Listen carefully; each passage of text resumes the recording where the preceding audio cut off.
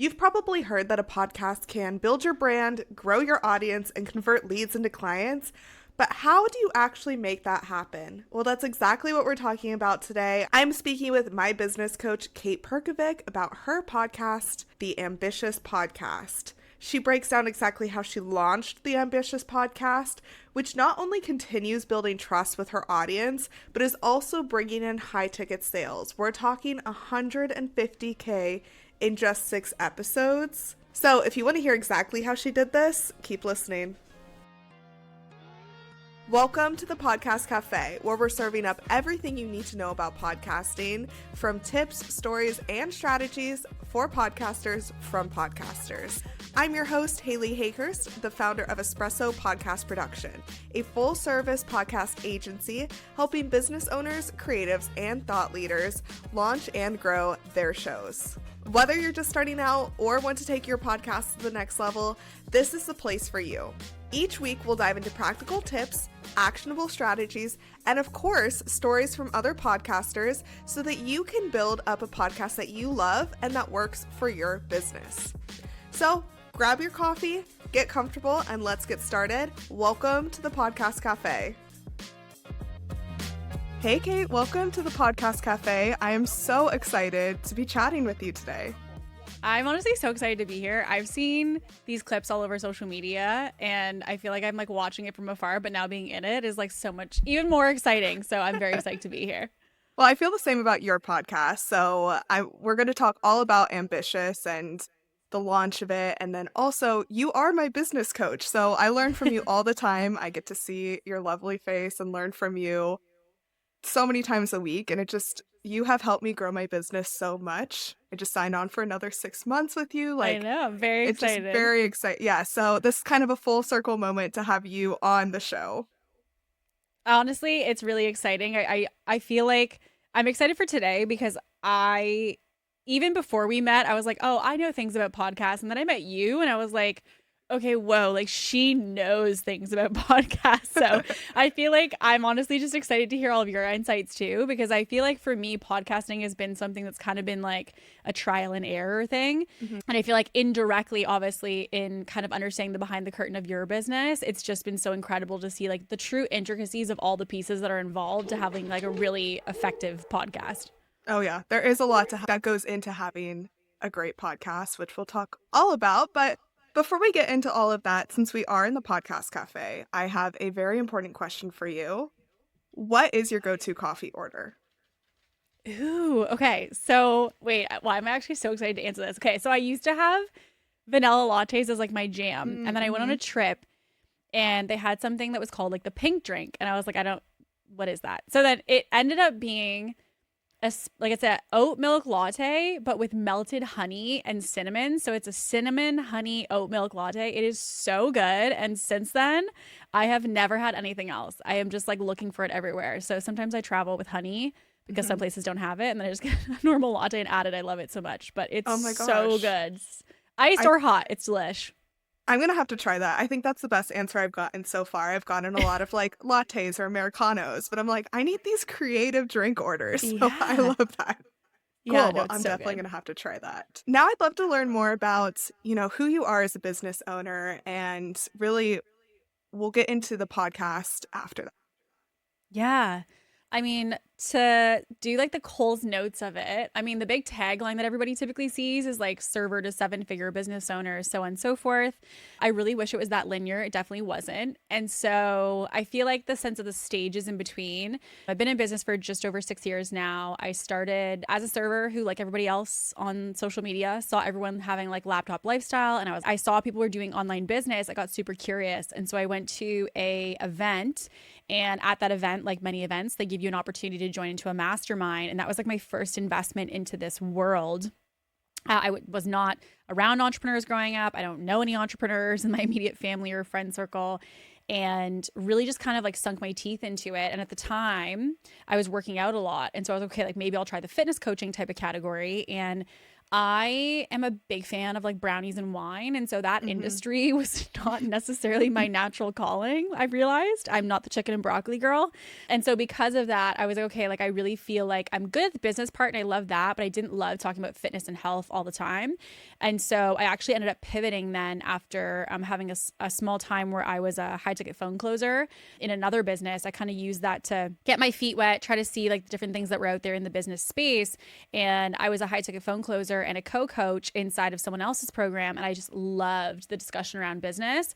And so, yeah, basically 5 years ago, I decided that I was going to like lean all in on doing business coaching underneath my own brand. And since then, it's been really amazing. Like we support now all scaling women to scale their companies. We have an amazing team of women that help us to do so. And, there was kind of some like investigation when you're building businesses. We always talk about like, have a mission and have a purpose and have like a big thing that you're looking to go toward. And I didn't really have that initially. Like, I feel like if I'm going to be really honest, my mission when I started was like make money and survive. Like, it wasn't really like this like big overarching like philosophical thing. But then as we started to make money, I was like, okay, like I do need to have that. And then when I was doing research, I fell upon someone's site. It was talking about business stats and all these things that I nerd out on. Yeah, I do it in my weird time. It's on my own time. It's really weird. But I look into these stats. I find them really interesting to understand entrepreneurship. And one of them was saying that less than 3% of female founded businesses ever hit 7 figures a year in revenue. And so I literally remember just sitting there and staring at the stat. And I was like, I genuinely don't understand. This can't be real. So then I kept investigating it, and it was. And so then basically overnight that became the mission of our business. And so since then, everything we've done of, programs or events or coaching or podcast has really all been, with that in mind. And so that kind of brings us to today. I love that evolution of your business. And yeah, I mean, that's what stood out to me about you online. I kept seeing you on my feed, and then I kept hearing about you, and people in ITI were talking about how you were helping them scale their businesses. And so you're like the queen of social proof. You're really good at showing up online. And really, after you started the Ambitious podcast, I feel like you've like 10x your content, right? You created your own Instagram account for Ambitious and have so many great clips from your solo episodes, your guests, and I think that's what a lot of business owners want these days. So can you tell us about the origin story of your podcast? I feel like I'm just like I actually have no one to talk to other than you about this. You and I nerd out on this because you love podcasts as much as I do. But I feel like if someone, which is why I was so excited about today, I feel like if somebody doesn't understand the impact of a podcast, it's not until you start to be around people like yourself that you start to see the domino of what it can do for business and also just for brand and for mission and all the things. And so, yeah, I had a place actually where I was at with social media. I'd been posting on Instagram and stuff for a while. I had done the whole like TikTok thing. I wasn't really super excited about like doing the short clips of like 30 and 60 seconds. It was not my style. And I'm very long-winded naturally. So like I need usually like more than 30 seconds to get my point out. And so I found the short form content very difficult because it meant that I wasn't really like in flow. I had to like kind of make my thoughts in snippets.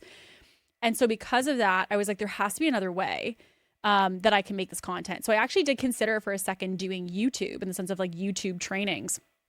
But then I thought about, there's a lot of editing and camera shots and all of these things. And like, I kind of just want to be able to like press record and go.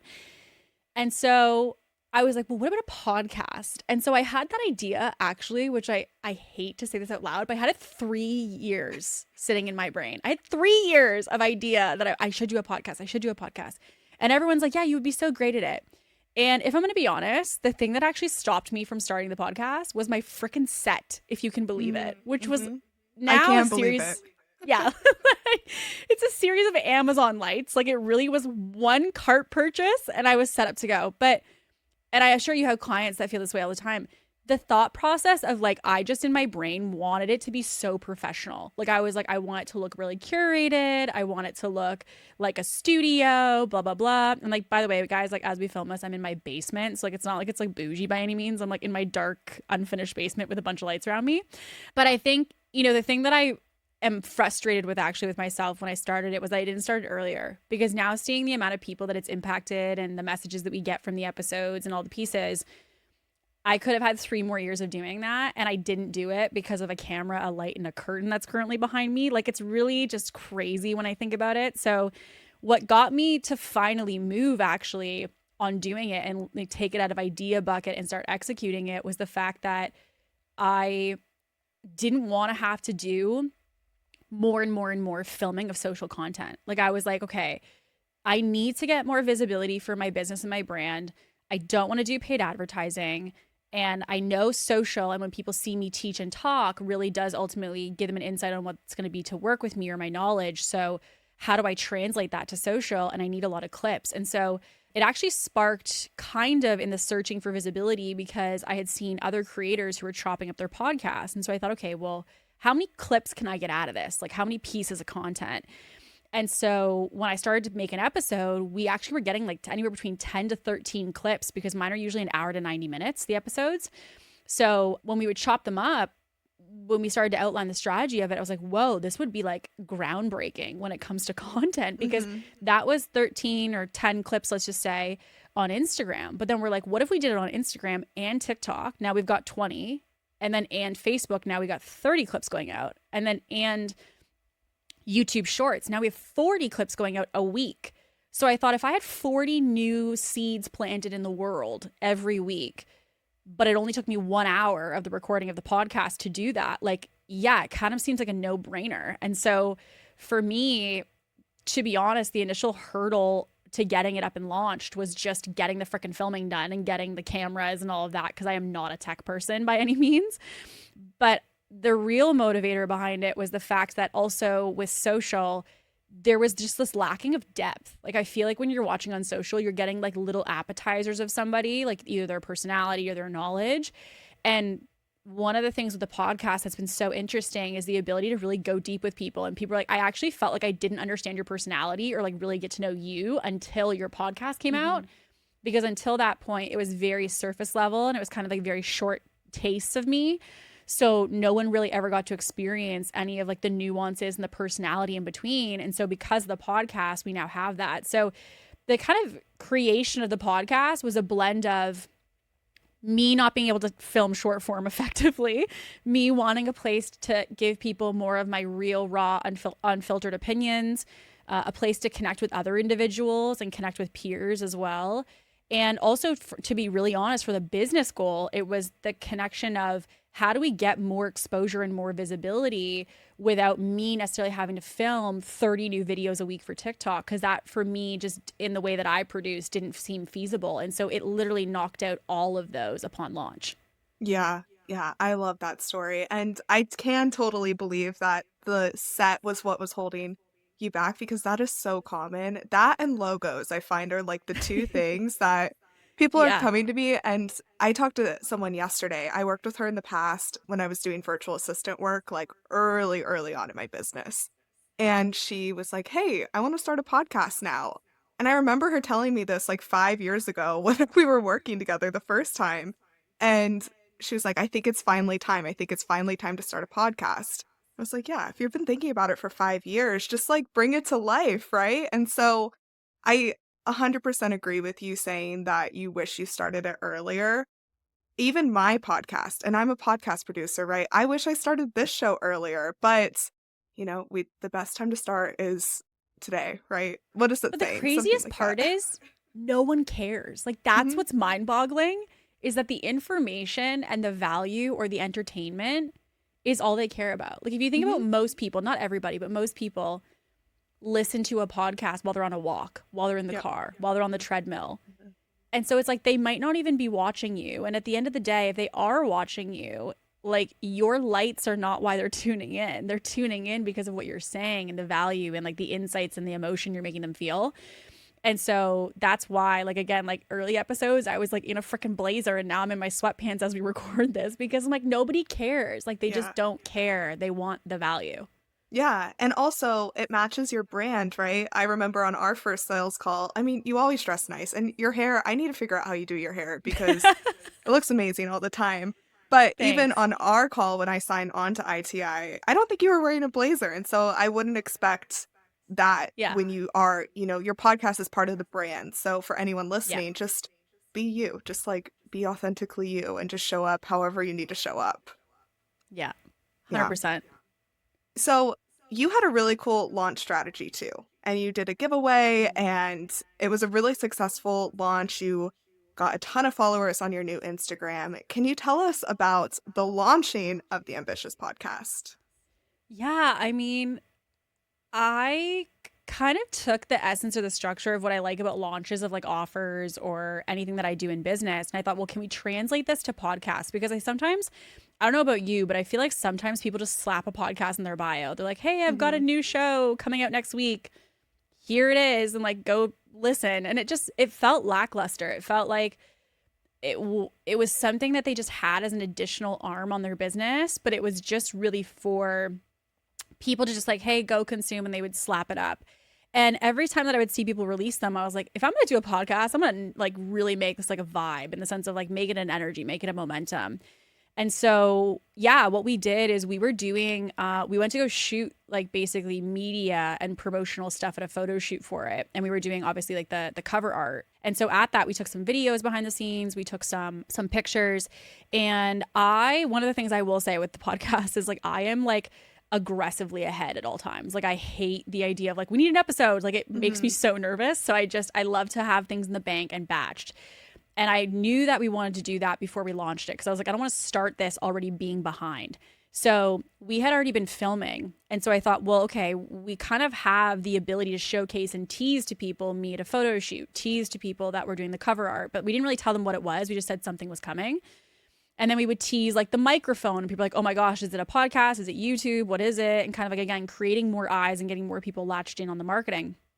So I want to say we actually started teasing this literally like 6 months out from before it launched. And really what ultimately I think created the momentum was like all of that teasing. We made it something exciting. We made it something that people wanted to be part of. And I think one of the pieces that was also really helpful upon launch was the fact that like it wasn't the Kate Perkovic show. And I'm not saying that there's anything wrong with that, but I think the reason that the launch was also successful was because it really wasn't about me. It was about, when you tune into this and when you listen, here's what this means about you, and here's what it's going to give you. Here's how it's going to support you when you tune in. And so naming it Ambitious was kind of part of that. We wanted the name to also be something that when people just saw it or heard it, they could kind of get the essence of what they would perceive it was most likely covering. And so we went into launch. The giveaway strategy is actually something that I've done with a couple of clients now. And it was something that I will be totally transparent. I did not know if it was going to be effective, if it was going to work. But I had this, like, I'm a marketing person. And so I was like, I had this idea. And so what we did was we went and we took all the media of this filming shoot. And I said, the podcast covers mindset and marketing and sales and business and CEO leadership and all these things. And so I wanted clips that represented all of those. And so we made a montage, and I recorded a separate voiceover for over top of this montage. And so we made a reel of it. And underneath it, we also, which was something I've been wanting to do for years, we started our coaching scholarship. So like each year we give away 6 months of coaching to somebody as just a give for our community and for our people. And so this was the first of us ever doing that. And so we're like, what a better time to launch it with Ambitious and women and entrepreneurship. Like it's a great combo. So we basically posted the giveaway for coaching, and how you entered was you shared this reel and you followed us or tagged us kind of thing, and you left a review. So it was, you have to listen to the podcast, leave a review, and share this reel. So the intention behind it was, when they shared the reel to their story, it started off with, hey, I'm Kate Perkovic and I blah, blah, blah, blah. And so if someone saw it on their story and didn't know who I was, they instantly were getting the gist of what the podcast was because of the voiceover. So it checked that box for visibility, and it checked the second one of teaching people who we were and what we were going to do. But the leaving a review piece allowed me to also have the social proof, to your point earlier, to show, what people were loving about it. And like, even for me now, on every episode, I'm asking people, like, reach out to me, send me your thoughts, message me your biggest takeaways, all for in the game of just really understanding, what resonates. And so we did that with the launch as well. We said, like, basically share this, follow the Ambitious page and that had the clips on it, and leave a review on the show. And so we got a boatload of submissions. And we also, the biggest thing that I saw was the visibility around it was incredible. And so we really were able to get a lot of reach initially with the show. that really helped us to kind of get the initial momentum going. And I think, the first couple episodes for anybody who has a show are always really bumpy. So like I'm not super proud of those first episodes necessarily. Not my best work. But I think the launch for me was, it was exciting because it was the setting of the tone of what people could expect energetically around it. As in, like, was it inspiring? Was it empowering? And I feel like because the way we launched it, we created it to be its thing that was me as the host, but it really wasn't about me. And I think the goal with the podcast now, and even when we were launching it, was to make it something bigger than myself and to allow it from a business lens to potentially spin off to be even its own business one day if we wanted it to be. And so right now I want to say we're like, I think like 50 episodes or something like that in. Like we're still very much a baby in the podcast world, but the launch helped a lot to really create an initial surge of like a quote unquote fan base, if you will. Yeah. And to that point that you made of making sure that people know who you are when they were sharing that reel, that is such a good point. I'm going to ask you about some podcast pet peeves that you have later, but I'm going to share one of mine right now. And it's when you go and, someone tells you, oh, I listened to this podcast. I love it. You need to go listen. And maybe they've been listening since the launch of it, right? And then you jump in at episode, I don't know, 20, 30, 40, whatever episode you jump in at. And it's just kind of like inside jokes, no intro. Like they forget that they are talking to new people every week, right? Mm-hmm. And so that is such a good point that you need to make sure everyone knows who you are. And even if it's their first time listening or their 50th time listening, they are still getting to know you and really feel invited to be a listener rather than tuning in and being like, who is this girl? What am I listening to? Yeah. Well, I think like it's also remembering that like people are in consumption for themselves. Mm-hmm. So like, yes, like when we listen to people share stories on podcasts, we listen to the stories, but we really listen in the lens of like, what's our takeaway? What can we learn from it? How can we apply it to ourselves? Right. And so I think the thing, obviously I have a lot of pet peeves in consumption for sure. But I think one of the things that was a big emphasis for me was making sure that it wasn't about me. Because if it, to your point, was about me, it really made the show super selfish. And also as a result of that, really gave it a lot less ability for it to grow and expand, because it was basically indirectly, even if it wasn't named that, it would become the Kate Perkovic show instead of a place where my audience would get served. And so I think a launch is an initial opportunity for you to kind of set the stage of like, who is this for and what can they expect from you if they should decide to spend an hour a week with you? Absolutely. Absolutely. I love that. And, earlier we were talking about who you work with, but you work with some amazing, big, high-earning businesses that are making huge impact on their clients. So I'm curious because a lot of them have podcasts too that you help them kind of come up with the concept of and how it ties into their business. So I'm curious about two things. How do you make sure that the podcast stays engaging and valuable, and then also great so it stands out? Yeah, I mean, I'm definitely like, I'll be honest, since I met Haley, you guys, I have promoted podcasts a lot more because we talk about podcasts obviously on all of our calls together. And I know the amazing stuff that she does for her clients. And like, I think podcasts are such a unique opportunity because in what other place on the internet are you getting someone's 1 hour of undivided attention entirely focused on you? Like, think about the intimacy of that. Like, you're on a walk and you're maybe even right now listening to this in your headphones, doing whatever you're doing for the next hour. And like, you're hanging out with us. And like, that's just such an honor to be able to tap into something like that, because when you're allowed to share that space with someone and they're spending an hour with you, that's not happening on any other social media platform right now. And so when I thought about podcasts, I was like, wait a second, this is like the only place where I get to do this with people. This is amazing. And so because of that, I do recommend it to a lot of clients, and I have helped quite a few of my clientele that I work with are usually, coaches, consultants, or service-based businesses. So done for you service or agencies. We have people outside of that that are like authors and things like that as well. But those are kind of the core dominant that we work with. And, a lot of them, I'm saying like, hey, you got to do a podcast. Like, you just got to do a podcast because it's such a massive opportunity for businesses and brands. And, what we found is it's really generated a lot of trust with our clients' communities. Like, they are finding that they're just, again, tapping into a level of depth with their audience that is just so different than what they've been able to do through traditional social media. So I'm definitely a huge fan of recommending it to clients. all my clients kind of approach their podcast a little differently, in the sense of like, some people are very much in it for the lens of sales. Some people are in it for the lens of like genuine, just like serving their community. Some people are in it for, brand exposure. So everyone's intention is a little bit different.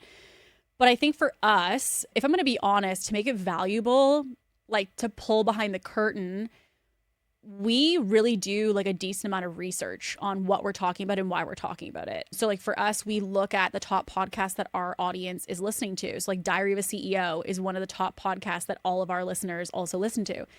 And so we look at, what are topics that they would connect with.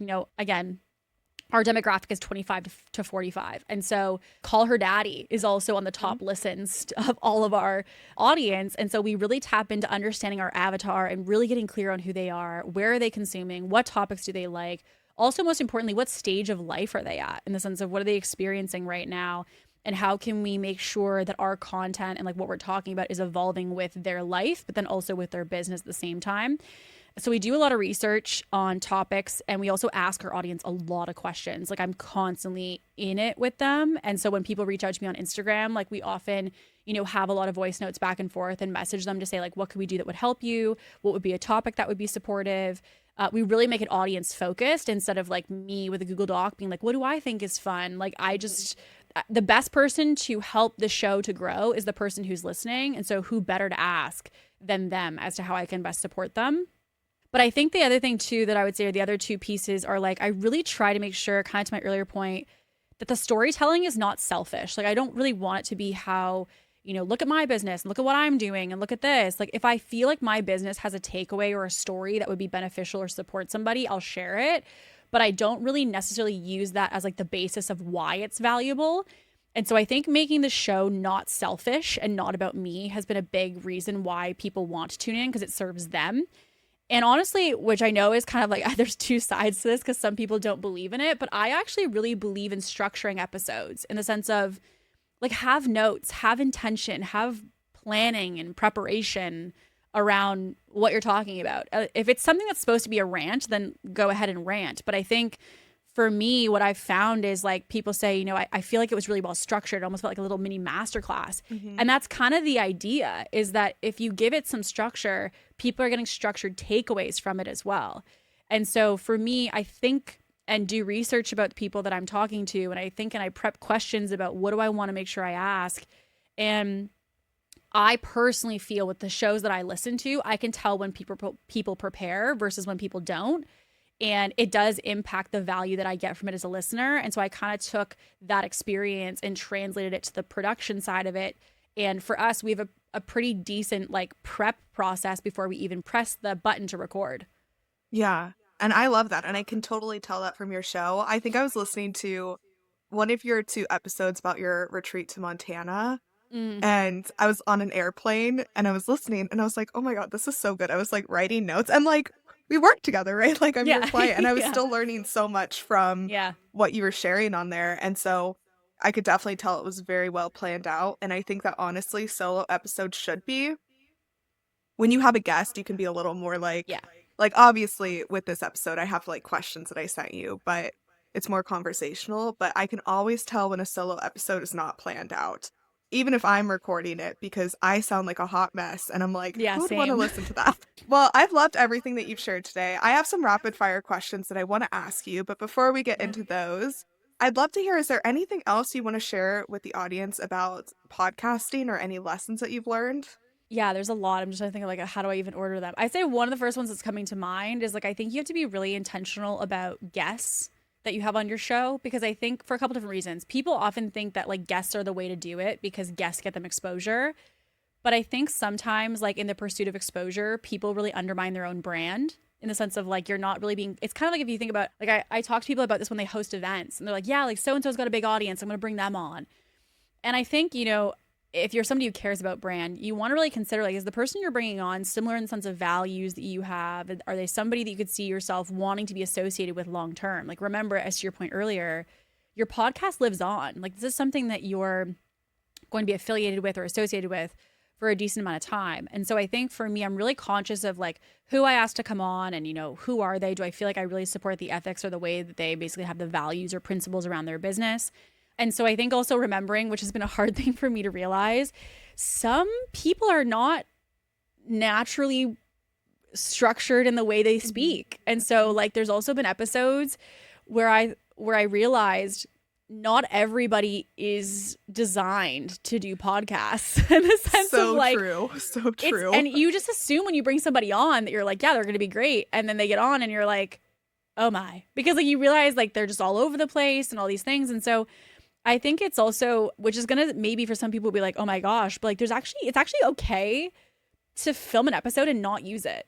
Like it's okay to record something, and if you feel like the value isn't clear or it doesn't really hit on any kind of core points or takeaways, like I'm a big fan of, you know, really only releasing things that I think genuinely serve. And so there's been times where I've recorded a show and like, listen, I'm the first to be like, it's progress over perfection.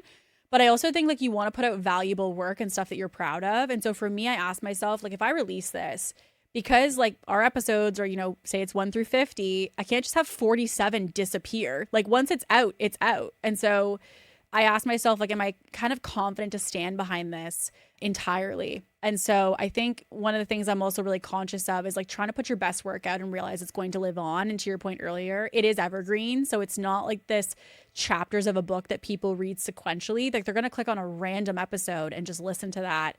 And so I think bringing people along the journey and realizing they're not starting from episode 1 onward, it, to your point, is 100% spot on.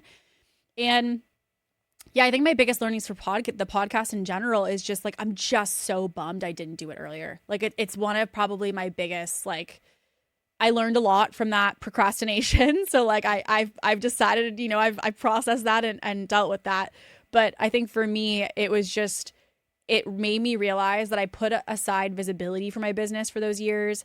I put aside the ability to connect with people for those years. I really didn't have the opportunity for people to go deep with me for those years. Like I lost so much in the pursuit of what it looked like, which to me is just devastating. And so if I could recommend to anybody, I think like it's like if you've been having that itch or that, you know, consideration or thought of starting a show, like I really would say like 3, 2, 1, go, like just do it. And, you know, even for me, I was traveling in the summer and like I obviously again was so fixated on having like a professional setup, but then I was traveling. And so I was like, I can't batch all the podcasts that I need to have for while I'm traveling. And so I literally got this like high quality webcam.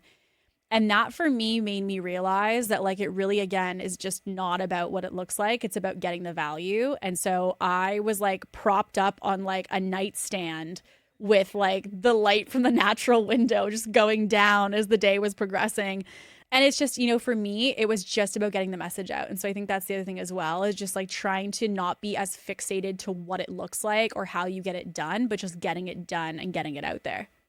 I fully agree with that. And at that point about guests is really important. And I don't think it's talked about enough. A lot of people rely very heavily on guests, but I always say like you are the only constant in your podcast. So you have to be a strong host and not rely fully on guests. Do you have tips on where you get your guests from? I usually honestly use my network. It was interesting actually the other day. I've been looking, I have a list, as I said, of like research of people that are types of topics that I want to have covered.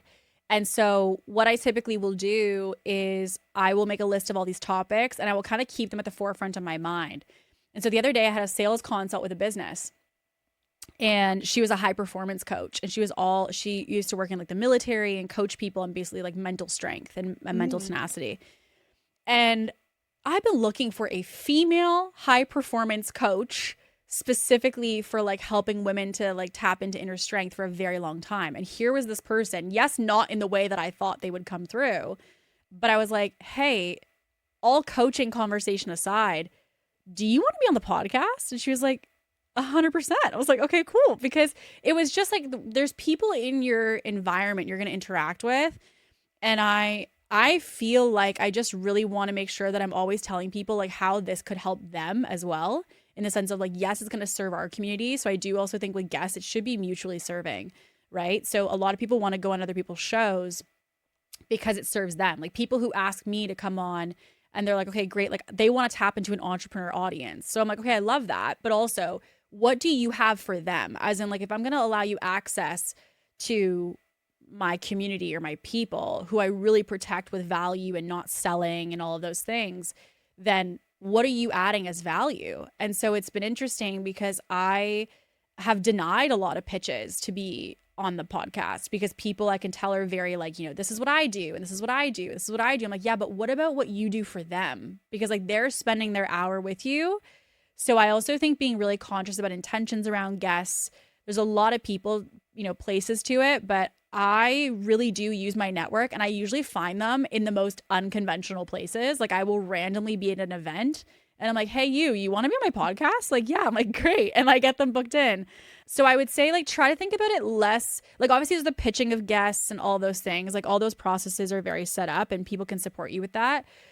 But I also am just always in tune thinking about who am I getting value from and how can I share that value with the people that I'm connected to, which is the audience. Absolutely. I love that. And to that point, like whenever I get random pitches, I almost always say no. I love personalized pitches, usually through like Yes. Instagram DMs or even through email, but I can absolutely tell if it's like an AI copy paste type of thing. So definitely being a guest on podcast is very powerful, but if you are trying to be a guest, make sure that it's very aligned and you are not all about yourself. So that's a really great tip that you shared. Yeah, I actually was going to add to that too, because I got a pitch from someone that was really well done. She emailed me and was basically like, hey, I listened to the following episodes. These are two of my favorites. Some of the big themes that I've been taking from your show recently have been A, B, C, and D. Loved your note and the quote that you mentioned in episode 3 about this. And then she was like, 3 different concepts. And here's kind of the outline of the scripts or the high level or the structure of what I thought we could talk about.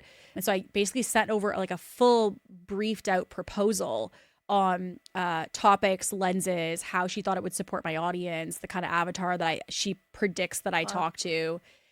I opened this email and I'm like, yes, just yes. Like I love that. The care and the consideration, to your point of the personalization of it, the care and consideration that you put into this, like no question, 100%. And then there's people who are like, hey, like, do you need another guest for your show? And I'm like, delete. Like, it's not, you're 100% spot on. The template never works. Yeah, never. So, Kate, I have a couple questions for you, some rapid fire questions. These I'm asking to every guest. I'm having so much fun learning more about my guests through these. So whatever comes to mind, I'd love to hear it. So the first one is, what is the first podcast that you ever listened to or had the most impact on you? Biggest impact on me for sure is the Ed Milet show. Just like just insane value masterclasses every single episode. I listen to Gary Vee's podcast quite a bit. I like the fact that his are real and like raw, like in the sense of the structure of them. I think I don't listen to it a lot anymore by any means, but I do think it was my first one. I'm pretty sure Joe Rogan was my first podcast that I ever listened to. I think that's pretty common. I have strong feelings about Joe Rogan, but yeah, I mean, he has such a big audience that, of course, like so many people got their first taste. And honestly, like in the past, I have listened to his show and the production value, everything is great. Do I believe in what he believes in? No, but that's okay. We have more podcasts out there now.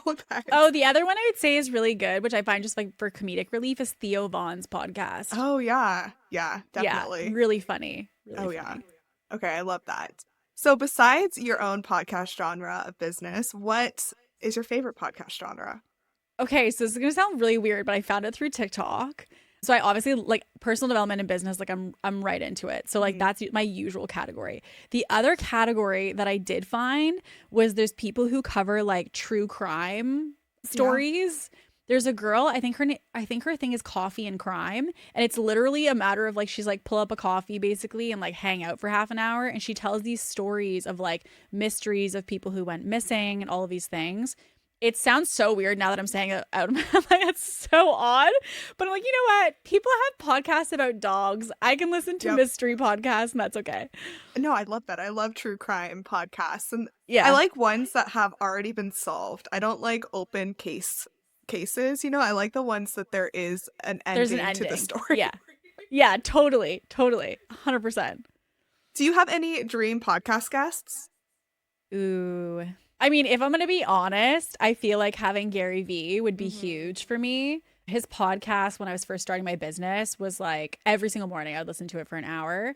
because he just has so much content out. He doesn't do like a weekly episode. He does like 5 a week or something crazy because they're not like super curated.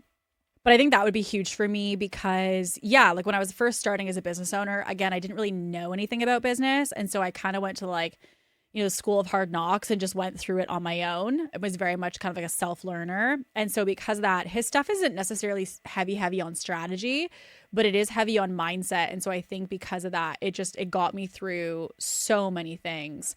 And, even in thinking about it, I think, having him on would be huge. But I think mainly to be able to kind of like have this like full circle moment in a way. I saw him on stage recently at an event, and like I wouldn't say I'm a type to fangirl. I'm not like, I didn't think it was in my wiring, but turns out it is. Because yeah, like when you have somebody who's just such a big part of your journey, it's a huge thing to like be able to kind of like have that full circle. But I feel like for me, my other dream outside of that would be people who listen. Like I would love to be able to connect with people who actually listen to the show, like face to face. Cause like the thing that I feel like unless people reach out to you, you don't know who's listening. And so for me, sometimes, I don't know if you feel like this, but it kind of feels like you're talking into the ether, like you're talking into a hallway. Like you're like, is anybody there? Like, And so when you're doing solo shows, at least. And so I feel like for me, the other thing that would be really, really super cool, which I've considered, is kind of like turning portions of the show into like a call-in show where you can actually have like, segments of time kind of thing where you take questions and you have people call in. That's always been like a dream of mine. Logistically, tech-wise, as I said earlier, I'm not inclined that way. So like that would be a mission and a half, but that would be like my second dream if I could have another ideal segment. I love that. I'm having someone on this podcast, Alicia. She's the host of Here for a Good Time podcast, and she does that kind of she actually brings like a phone to the events that she hosts, and people can like pick it up and leave her a message and then like hang up the phone, and it's like this cute red, I don't know, like old style phone, and then she plays them in the podcast, and it's like so cool, really cute. But also with Gary Vee, like his podcast had such an impact on you, and now your podcast gets to have that same impact on other people. So yeah, just it's kind of like a full circle moment right there. I love that. Cool. What is one podcast you recommend everyone listen to? Is it Gary Vee's podcast? I actually would say, I think I'd actually probably have to say Ed Milet's podcast, because I think his is a very well-rounded podcast in the sense of business topics versus personal and personal development. And one of the things that I actually really admire about the way that he does podcasting is like he's the first to throw himself on the stake.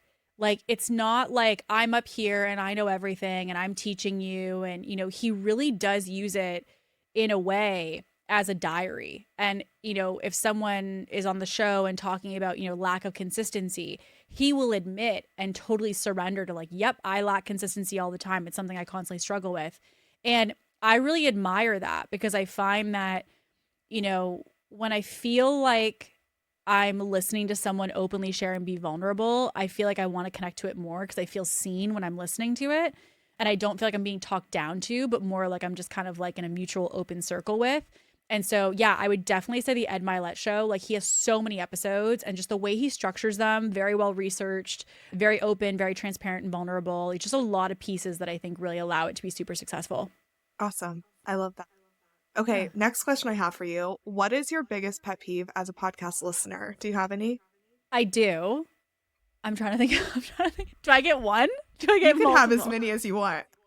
I'm like, here's the 27 things I do. I know. I think literally every episode I share a new one that I have. So I'm like, oh gosh. Okay. I feel like when people are not prepared and okay, so here's the thing. When you have like gossip podcasts, they're meant to be non-structured and they're kind of like, just quick opinions and back and forth. That's fine because it's built into why you're listening. You're listening for the real, raw, authentic conversation of just like whatever comes up. I feel like if you're listening for information and someone's just kind of like, yeah, and so, and yeah, and like it just really doesn't have any structure, you've lost me because it just means that like the hour I took where I really wanted to get something from it, I feel like we're just circling the drain. So I think lack of preparation for sure. But if I'm going to be really honest, I think the podcast that, I don't know, this is a very polarizing thing to say, but as a business coach, the podcast that people have that you and I both know, you're only doing it for sales. Like it's so blatantly obvious that the only reason you're recording, your energy is crap. You don't care about the audience. You're not interacting with people. People are commenting on your clips on YouTube, Instagram, whatever, and like none of them are liked, commented to, answered, whatever. The topics all somehow conveniently seem to be around you and your results or like your wins and how amazing you are. And every story just circles back to like, yeah, and so like learn from me and hire me and work with me. And I'm like, ew, dude, like just go and actually serving somebody, I think is the intention of a podcast. And so like when it comes to selling, I get all businesses have to sell. But I also have a firm belief that like if someone wants to find you by listening to your podcast for an hour every week, they know where to find you. So like if you're adding value, they'll reach out to you, come find you and say, hey, loved what you talked about on XYZ this week. Would love to see what it's like to work together. Is that an option? Like, where can I find more info? So I think like strategic show notes will allow you to do that. If you want to do an ad break or something, you can do that. But I just feel like people having podcasts strictly to just basically be a sales pitch every single show is so upsetting to me. Because it just seems so selfish. So when I've kind of said that like 8 times today, obviously you can see it's my ick around podcasts. I've had to give, people are like, what do you think of my show? I'm like, if I'm going to be honest, it seems extremely self-serving. Like it really, like if I'm a listener, I didn't get a lot out of it because it really it wasn't there for me. It was there for you and to like boost yourself. That is by far my biggest ick. And so I think, again, if you're the host, you can tell your story, but should always be in the lens of how can someone else get value from what I'm about to share rather than just telling them so they know how great you are. Oh, I 1000% agree with you. That is absolutely one of mine too, because yeah, people can tell. And even some podcasts don't start off that way, but then they start making sales and then end up like ad after ad, and then the ad ends, but then they're talking about their services and you're like, oh my God. There's a podcast that I used to love that recently did that, and I'm like, I can't listen anymore. I've like lost interest in what she's talking about. And so, but you don't do that and you still make sales from your podcast. I forgot to ask you about that earlier. Can you tell us like the results that you've seen from your show so far? Bananas because the number one thing that everyone is taught in business is like you need a bajillion followers or you need a ton of subscribers to be able to make sales. And like, listen, I have clients who have, say 30,000, 40,000 monthly listeners on their show and are struggling to sell something at all. And I've also got people who have a fraction of that. Let's call it maybe, I don't know, 5,000 a month. And they're seeing consistent sales from it. So like one of the biggest things that's been really eye-opening with the podcast, it kind of goes back again to like depth, not width. And so I think, being audience centric, being really tuned into the type of topics you're talking about, really going in to seek to serve at a deep level. When we launched our podcast, I have to get the girls to pull up the data, but it was like literally just within launch, just around launch, we did $150,000, I think it was, or $200,000 in just like, I want to say less than 6 episodes. And one of the elements that's actually been really interesting around that was there's kind of this term coined scripture statements. And I learned this from my coach, George Bryant. It's basically a brand trigger. And so brand triggers are like statements that you put into a podcast that allow people to really easily recall the information that you shared. And so, in one of the episodes that I was sharing, I was talking about how to really know that you've got a resistance in your business and how to navigate it. And, one of the mottos I always tell the clients is like, if it's a pattern, it's a problem, is kind of one of the quotes that I always say. And so really what ended up happening was when I learned about scripture statements and brand statements, I started to actually plant those in the podcast. And so when I planted them in the podcast, I literally was getting on sales calls with people and they'd be like, yeah, like I was listening to your show and you remember you have this one line and it was like, if it's a pattern, it's a problem. And that's what made me realize like I do have a lot of patterns. So I really just was like, I need to get help. And I had someone else who, was saying, it's all data, no drama kind of thing. And they had that term. And there's kind of like just these domino of all these terms that were from the show. And I would say a decent amount of our leads now come from either people who were listening to the show, then went to Instagram, or have been listening to just like the first episode onward kind of thing. And a lot of leads we're having come in are finding that they've been listening to the episodes over and over and over, or even like my clients are like, hey, I listened to your episode this week and I listened to this, and it really, made me think about XYZ. Like it really has just been an incredible sales tool for us to help people to understand our methodologies or our perspectives or approaches and then use that as an invitation. But to your point, like we have like a very hard rule. Like we don't pitch. Like there's no ads, there's no like, hey, and by the way, like if you want to work with us, like I think maybe in the entirety of all the episodes, I've maybe said that twice because people have asked, like, how do we reach out to you? But the sales have been significant. Like I'm talking, to be honest, like less than 6 episodes, we were signing clients of $60,000 who were just listening to the podcast. And I have never seen their face before. They were just podcast listeners who had just consumed us there. So with the right content, and also, which is why I'm such a massive fan of what you do. Like I don't edit my own show. I have an incredible team of girls behind the scenes who chop up clips and disperse them and write captions and all the things literally, Haley, that you do. Like we have somebody behind the scenes who does. And I actually am a firm believer that everybody does need that, because for me, I think the reason I'm able to make the sales is because I have somebody who is a specialist doing those things. Because if it was me, those clips would not be the way they are. And if it was me, that editing would not be as good as it is. And so I also can't take entire credit for it because I have, a team who helps me to produce a lot of what we do. But with that team effort, like it's very ROI positive. And as I said, it's still a baby. Like it's not even, I have peers who have 600 episodes. So the fact that we're like under 100 episodes, to me, I'm like, we're just getting started. So I definitely think the more value, the more likely you are to have the sales opportunities you're looking for. Well, congrats on that. That is truly amazing. It is such, Thanks. like, if that's not inspiring to people, I don't know what will inspire them to start their podcast. Yeah, do it now. Right, do it now. Because, people before they, especially with like a high ticket offer, you're going to want to know more about who you're going to be coached by. And so Instagram, TikTok, that can only take you so far. Really, as you were talking about earlier, that long form content, that is really where the trust is built. So thank you so much for sharing that, and congrats on your like massive success of this podcast so far. Thanks. Yeah, I have one last question for you, and then we will wrap up. What is the most surprising thing that you've learned about yourself through podcasting? Sometimes the first thing that comes to mind is sometimes I feel like I'm shocked by what I say. Like, and what I mean by that is like in the first couple episodes was very reserved. Like I wasn't comfortable. Like I was very like, what am I going to say? Make sure I fill the space. Like, is this valuable? Is it structured? Am I asking good questions? Am I reflecting back well? And what I've realized is like the more kind of real and raw, and I hate this word because it gets used so many times, but it's true, authentic that you can be with your show, the more people feel comfortable and connected to you listening to it. And so I think, one of the things that I've learned is like when you start to get comfortable, you kind of open yourself up. Like you just really become this open book, either in the business of what you do or if you have a personal share on your podcast.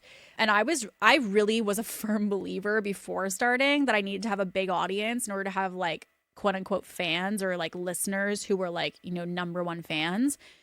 And, as we record this, the Spotify Wrapped just came out. And when we started to see how many people had us in their top 5, I could not believe that given how long we've been out. And so for me, the aspect of like how quickly you can connect with people, even with having a very short amount of episodes out, was genuinely mind-boggling to me, because I thought we'd have to have like, I don't know, 50,000 downloads or something crazy for that to happen, and to like actually have like a connected group of people. But seeing how many people are constantly listening and how many downloads we've had in a short amount of time, for me was like just so surprising of like the impact of what connection can do. And so I think I'm surprised by how much I share that I never could foresee that I ever would have shared on a podcast or in social media in general. And then on the other side, I'm very surprised by how quick you can build community with a podcast versus social media. Because I felt like with Instagram, and I've been on Instagram for years, it felt like it was a slow burn. Like it felt like it was hard to build community. But again, I think back to, having someone listening to you for an hour every week, and then also having, topics that are centered in value and all these pieces, you build community way quicker than you think. And it was shocking to me on how quick all of that can happen and transpire. And so it's also been shocking, but also very exciting as like the potential of what it can do. So yeah, I would say those are definitely my top two. I love that. Oh my gosh, Kate, this has been so much fun. What's next for you and the podcast? So, good question. As I said earlier, my dream is definitely to do a call-in show. So I have that on the top of my mind. I had a crazy year personally this year, but I have always desired to do events around it. So we did do a ambitious event actually before the podcast launched, and it was all around basically saying the values around ambitious and doing dinner series, which would be like the one that we had was in New York. And so what we really want to do is we want to do pop-up events that are basically for people who are listeners, to just allow like business owners, ambitious women in any bucket really to be able to connect and kind of come together. And so, yeah, my goal definitely obviously is to just go completely hard when it comes to how many episodes I'm putting out. I would love to double down on episodes. My team's probably like, oh my God, no. But I would love to double down on episodes. But I think my ultimate dream would be definitely to create it as its own community, to have, potentially an associated community of people who listen to it somewhere else, like a Substack or like a membership or something like that, that's free for people to connect. And then also something probably around, in-person events and connections that way as well. But yeah, I really just, the big dream for me is to build it to be bigger than me and really something outside of myself. I love that. I can't wait for you to bring that to life. Oh my gosh. Well, Kate, this has been so much fun. I'll put the link to your Instagram and your website and of course your podcast in the show notes. And so anyone who wants to go connect with Kate, listen to her show, or even work with her, she's an incredible coach. So if you're a female looking to scale your business, definitely I would recommend Kate and all of her coaching. Thanks. Yeah, well, today was fun. It was really, really good. It was. Thank you so much. Thank you so much for joining me in the Podcast Cafe. I hope you're leaving with fresh ideas and inspiration to take your podcast to the next level. Remember, podcasting is a journey and you don't have to do it alone. I'm here to help you every step of the way. Let's connect. Be sure you follow me on Instagram at Espresso Podcast Production or visit espressopodcastproduction.com for more tips, resources, and behind the scenes insights. I'd love to hear about your podcasting journey. If you've enjoyed today's episode, make sure you hit subscribe so you never miss an episode. And if you're feeling extra generous, I'd love it if you could leave me a review on Apple Podcasts or Spotify. It helps more podcasters just like you find the show. Until next time, grab your coffee, keep creating, and I'll see you back here in the Podcast Cafe.